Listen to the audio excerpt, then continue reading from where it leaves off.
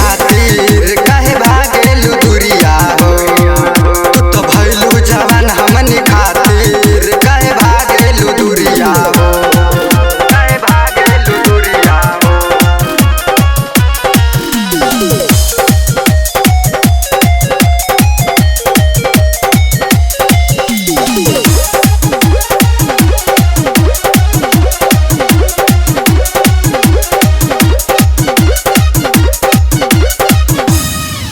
जदि तू ही ऐसे गोरी करबू बोला कैसे के हमनी जी पाइब।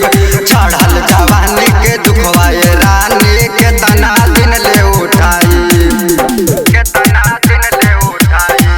जदि तू ही ऐसे जदि करबू बोला कैसे के हमनी जी पाइब। चढ़ल जवानी के दुखवाए रानी के तना दिन ले उठाई।